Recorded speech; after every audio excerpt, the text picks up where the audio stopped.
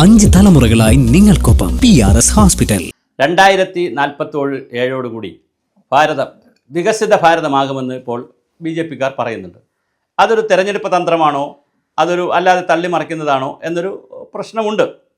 എന്നാൽ വേറെ ചില യാഥാർത്ഥ്യങ്ങൾ, സത്യങ്ങൾ നമുക്ക് കാണാതിരിക്കാനാകില്ല. 1990 മുതൽ ഭാരതം നടപ്പിലാക്കിയ നവ ലിബറൽ സാമ്പത്തിക നയങ്ങളുടെയും കൂടി ഭാഗമായി ലോകത്തിലെ ഏറ്റവും വലിയ ശക്തികളിലൊന്നായി ഭാരതം മാറിക്കൊണ്ടിരിക്കുകയാണ്. ഇപ്പോൾ തന്നെ GDPയുടെ കണക്കെടുത്താൽ, ഗ്രോസ് ഡൊമസ്റ്റിക് പ്രൊഡക്ഷൻ ആൻഡ് GDPയുടെ കണക്കെടുത്താൽ അമേരിക്കയാണ് ഒന്നാം സ്ഥാനത്ത് നിൽക്കുന്നത്. അവരുടെ GDP എന്ന് പറയുന്നത് 30.1 ട്രില്യൺ ആണ്, ട്രില്യൺ ഡോളറാണ് അവരുടെ GDP. രണ്ടാം സ്ഥാനത്തുള്ളത് ചൈനയാണ്, അവർ 19.1 ട്രില്യനാണ്. മൂന്നാം സ്ഥാനത്തുള്ളത് 4.74 ട്രില്യനുമായി ജർമ്മനിയാണ്. നാലാം സ്ഥാനത്ത് ഉണ്ടായിരുന്നത് ജപ്പാനാണ്. ജപ്പാൻ 4.186 ആണ് അവർക്കുള്ളത്. പക്ഷേ നമ്മൾ ഇന്ത്യ 4.187 ട്രില്യൺ ഡോളറിലേക്ക് മാറി നമ്മൾ 4ാം സ്ഥാനത്തേക്ക് കുതിച്ചിരിക്കുകയാണ്. അപ്പോൾ 1ാം സ്ഥാനം അമേരിക്ക, 2ാം സ്ഥാനം നമ്മുടെ ചൈന, 3ാം സ്ഥാനം ജർമ്മനി, 4ാം സ്ഥാനം ഇപ്പോൾ ഇന്ത്യ. ജപ്പാനെ നമ്മൾ പിന്തള്ളി. 2026-2027 വർഷമാകുമ്പോൾ നമ്മൾ ജർമ്മനിയെയും പിന്തള്ളി 3ാം സ്ഥാനത്തേക്ക് പോകും എന്നാണ് ഇപ്പോഴത്തെ കണക്കുകൾ സൂചിപ്പിക്കുന്നത്. അങ്ങനെ 2025 6.2% ആയിരുന്നത് 26 ആകുമ്പോൾ 6.3% വളർച്ച നമ്മൾ കാണിച്ചിട്ടുണ്ട്. ഇത് പറയുന്നത് വേൾഡ് എക്കണോമിക് ഔട്ട്ലുക്കിൻ്റെ, IMFൻ്റെ, ഇൻ്റർനാഷണൽ മോണിറ്ററിംഗ് ഫണ്ടിൻ്റെ വേൾഡ് എക്കണോമിക് ഔട്ട്ലുക്കിൻ്റെ പഠനങ്ങൾ പ്രകാരം, അല്ലെങ്കിൽ അവരുടെ നിരീക്ഷണങ്ങളും അവർ പുറത്തുവിടുന്ന രേഖകൾ പ്രകാരമാണ് ഇതൊക്കെ നമ്മൾ പറയുന്നത്.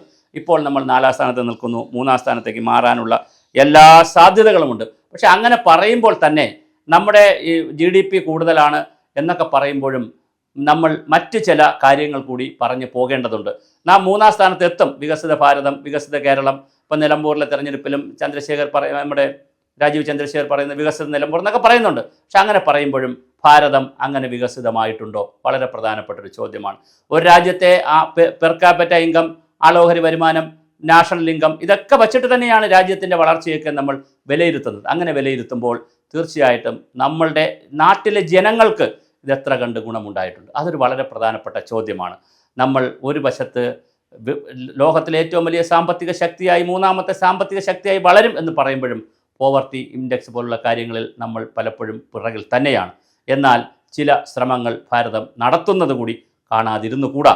യഥാർത്ഥത്തിൽ ഒരു ജപ്പാനെ പോലെ, അല്ലെങ്കിൽ 90-കൾ മുതൽ 80-കൾ മുതൽ 90-കൾ വരെ ഭാരതം അഴിമതിയുടെയും, ഭാരതത്തിലെ ഭരണവ്യവസ്ഥകൾ സംവിധാനത്തിൻ്റെ ഭാഗമായി ധാരാളം അഴിമതികളുടെയും കെടുകാര്യസ്ഥതയിലേക്ക് ഒരുപാട് പ്രശ്നങ്ങൾ ഭാരതത്തിൽ വന്നിരുന്നു. പക്ഷേ അതിനൊക്കെ ഒരു മാറ്റം വരുത്തിക്കൊണ്ട് 90-കളിൽ നമ്മൾ നവ ലിബറൽ നയങ്ങൾ നടപ്പിലാക്കി.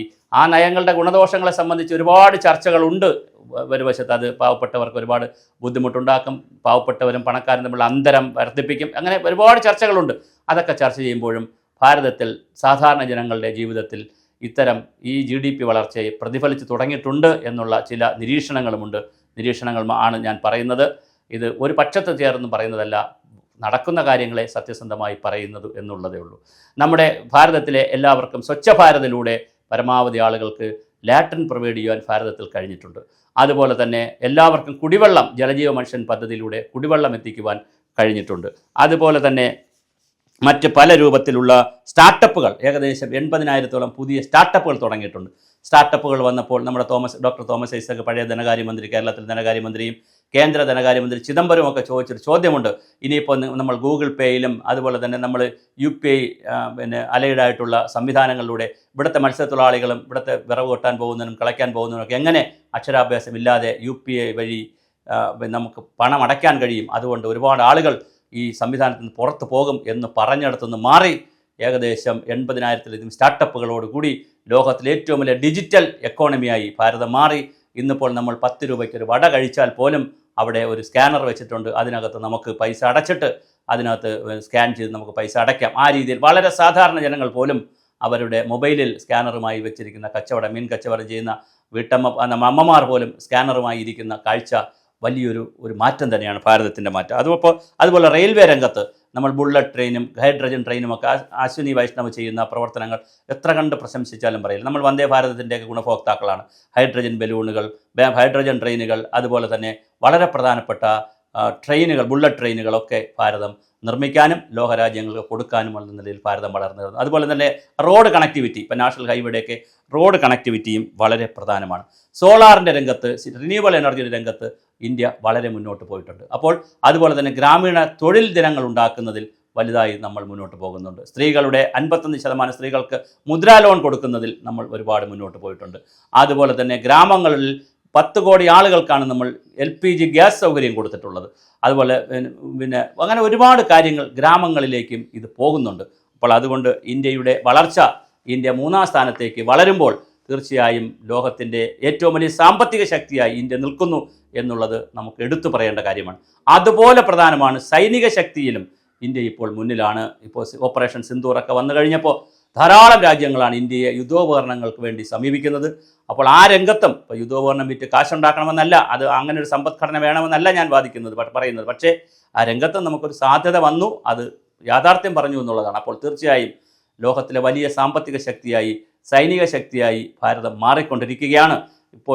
അപ്പോഴും നമ്മുടെ കുറേ സന്നദ്ധ സംഘടനകൾ, കുറേ പ്രവർത്തകർ, ആക്ടിവിസ്റ്റുകളൊക്കെ പറയുന്നുണ്ട് ഇവിടെ ചേരികളിലും അതുപോലെ തന്നെ ഒരുപാട് ആളുകൾ താമസിക്കുന്നത് ശരിയാണ്. ഇപ്പോഴും നിങ്ങൾ ആലോചിക്കൂ, ലോകത്തിലെ ഏറ്റവും വലിയ ബഹുസ്വരമായ ഒരു രാജ്യം, 140 കോടിയിൽ പരം ജനസംഖ്യ, ഏറ്റവും കൂടുതൽ ജനസംഖ്യയുള്ള രാജ്യം, വൈവിധ്യമുള്ള രാഷ്ട്രം, ആസേത്, ഹിമാചലം, കാശ്മീർ മുതൽ കന്യാകുമാരി വരെ വളരെ വലിയൊരു ഭൂമിശാസ്ത്രം. അവിടെയുള്ള ജനങ്ങൾക്ക് എല്ലാവർക്കും നമുക്ക് ഫിൻലാൻഡ് പോലുള്ളൊരു കൊച്ചു രാജ്യം ചെയ്യുന്ന പോലെ, അല്ലെങ്കിൽ അമേരിക്ക പോലുള്ള ചെറിയ ചെറിയ രാജ്യങ്ങൾ ചെയ്യുന്ന പോലുള്ള വൻകിടമായിട്ടുള്ള വലിയ തോതിലുള്ള ഹാപ്പിനെസ് ഇൻഡെക്സ് ഒന്നും കൊടുക്കാൻ ഇനിയും നമുക്ക് കാലമെടുക്കും. പക്ഷേ എങ്കിലും GDP-യിൽ നമ്മൾ മുന്നോട്ടാണ്. നമ്മൾ ലോകത്തിൻ്റെ ഏറ്റവും വലിയ സാമ്പത്തിക ശക്തിയായി മാറിക്കൊണ്ടിരിക്കുന്നു. ഇനി അമേരിക്കയോടൊപ്പം എത്താൻ ഒരുപാട് കാലമെടുക്കും, ചൈനയെ ക്രോസ് ചെയ്യാനും കുറേ കാലമെടുക്കും. എന്നാലും നമ്മൾ ജർമ്മനിയെയും കൂടി ക്രോസ് ചെയ്ത് 3-ാം സ്ഥാനത്തേക്ക് വളരുന്നു എന്നുള്ളത് ചെറിയ കാര്യമല്ല. അതൊരു വശത്ത് നടക്കുമ്പോൾ മറുവശത്ത് നമ്മുടെ ദരിദ്രനാരായണന്മാരുടെ ദാരിദ്ര്യം മാറ്റുവാനുള്ള പ്രവർത്തനങ്ങൾ, പോവർട്ടി അലിവേഷൻ പ്രോഗ്രാംസ്, ഗ്രാമീണ റോഡുകൾ വരുന്നുണ്ട്, പ്രൈം മിനിസ്റ്റർ ആവാസ് യോജന കെട്ടിടങ്ങൾ വരുന്നുണ്ട്, ഒരുപാട് പദ്ധതികൾ വരുന്നുണ്ട്. ഈ പദ്ധതികളെല്ലാം വിപുലീകരിച്ചുകൊണ്ട് ഗ്രാമീണ ഇന്ത്യയെ കൂടി ഉദ്ധരിച്ചു കഴിഞ്ഞാൽ ഒരുപക്ഷെ 2047-ൽ വികസിത ഭാരതമാകുമെന്ന് മാത്രമല്ല, ലോകത്തിന് ഏറ്റവും വലിയ സംഭാവന നൽകുന്ന ഒരു രാജ്യമായി ഭാരതം നിൽക്കും. കഴിഞ്ഞ 10 വർഷക്കാലമായി ഇതിനാവശ്യമായ വളരെ വലിയ രീതിയിലുള്ള പ്രവർത്തനങ്ങളാണ് നമ്മുടെ രാജ്യത്ത് നടന്നു വരുന്നത്. ഏകദേശം 63,000-ഓളം കിലോമീറ്റർ റോഡ് പുതിയ കണക്ടിവിറ്റി ഉണ്ടാക്കി. അതുപോലെ ഞാൻ പറഞ്ഞു LPG കണക്ഷൻ്റെ കാര്യമൊക്കെ ഞാൻ പറഞ്ഞു. വലിയ സാമ്പത്തിക മുന്നേറ്റമാണ് ഒരു വശത്ത് നടക്കുന്നത്. അതിനോടെ സാമൂഹ്യ മുന്നേറ്റം കൂടെ നടത്തിയാൽ ഭാരതം ലോകത്തിലെ ഏറ്റവും വലിയ വികസിത ജനാധിപത്യ രാജ്യമായി തല ഉയർത്തി നിൽക്കാൻ കഴിയും. അതിനുള്ള ഓട്ടത്തിലാണ് രാഷ്ട്രം. അതിൽ നമുക്ക് ചെയ്യാൻ കഴിയുന്നത് നമുക്കും ചെയ്തെടുക്കാം.